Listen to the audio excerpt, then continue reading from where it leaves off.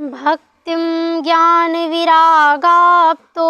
विवेको वर्तते महान् मायां मोहनिराशस्य वैष्णवे क्रियते कथम।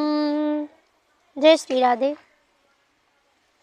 शौनक जी विनम्र वाणी से पुलकित होकर श्री सूत जी से कहते हैं कि श्रीमद् भागवत कथा जो समस्त वेद वेदांत धर्म शास्त्रों का सार शाश्वत ग्रंथ है, मृत्यु रूपी भय से मुक्ति दिलाने वाला है, आज मैं उसे तुम्हें श्रवण कराऊंगा।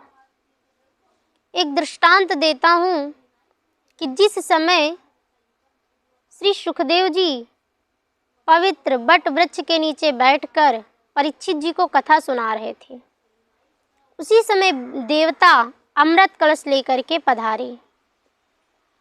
सुधा कुंभं गृहीत्वा देवस्तत्र समागमन् सुखं नत्वा वदन् सर्वे सकारी कुशलासुरा।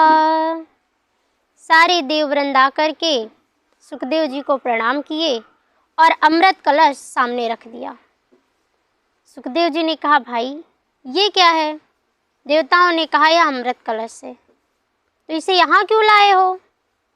देवता बोले, महाराज हमने सुना है कि परीक्षित मरने वाले हैं, तो हम देवताओं की इच्छा है कि यह अमृत आप परीक्षित को पिला दें ताकि उनके मरने की समस्या दूर हो जाए।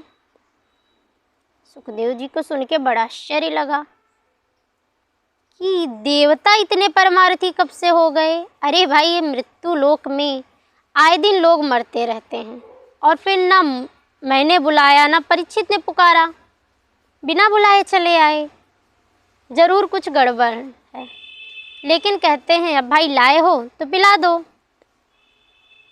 तब देवता कहे, महाराज एक निवेदन है मेरा, सुन लीजिए। सुखदेव जी बोले, भैया कहो।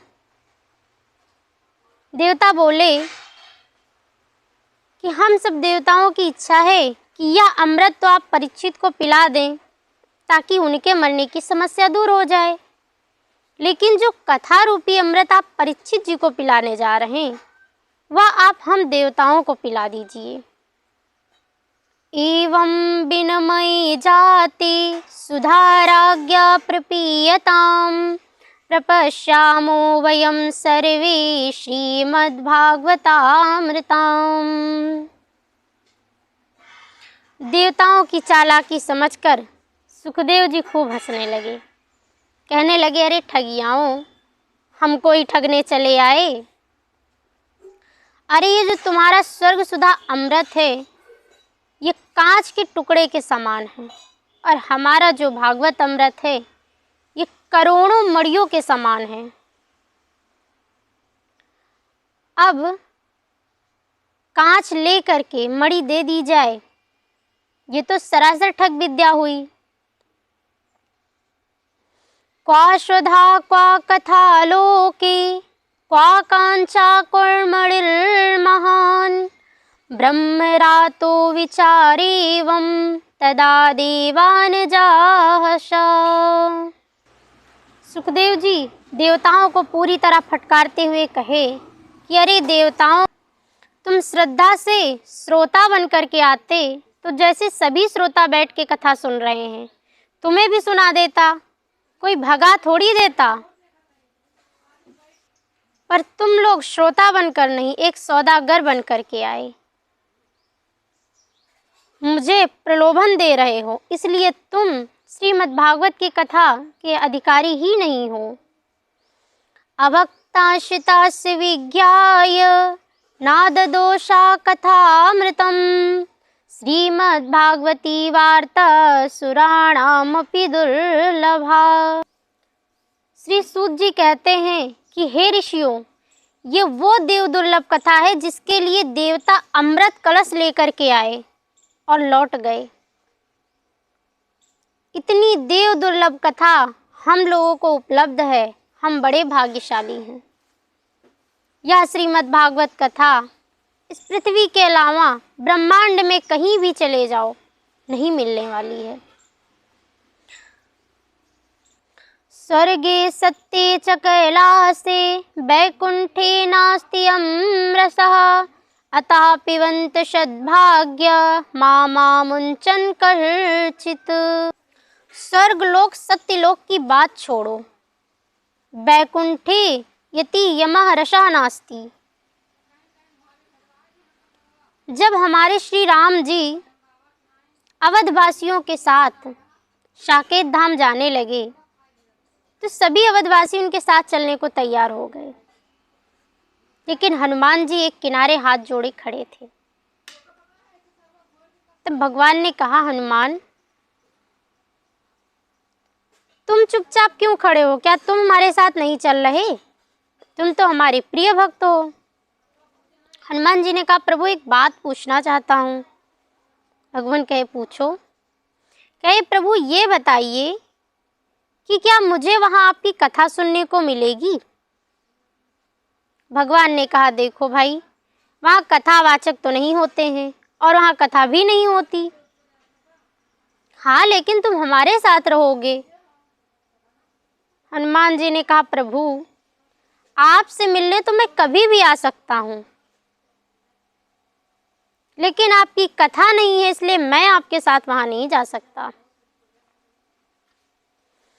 अर्थात भगवान की कथा नहीं थी, इसलिए हनुमान जी साकेत धाम नहीं गए।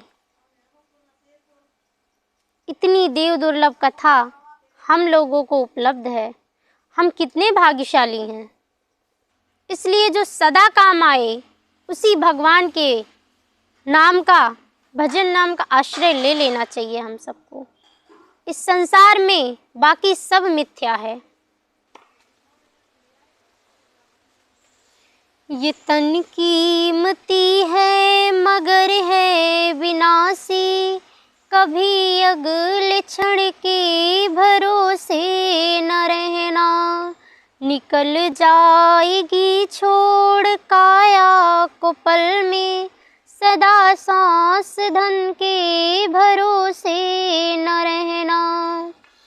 एक क्षण में भोगी एक क्षण में रोगी, क्षण क्षण जो ज्ञानी क्षण क्षण वियोगी। बदलता जो पल पल में है वृत्ति अपनी, कभी अपने मन के भरोसे न रहना।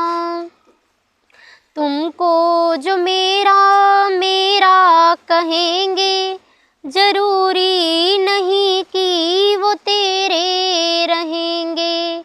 मतलब से मिलते हैं दुनिया के साथी, सदा इस मिलन के भरोसे न रहना। हम सोचते काम दुनिया के कर लें, धन धाम अर्जित दुनिया में कर लें। फिर एक दिन बन के साधु रहेंगे, उस एक दिन के भरोसे।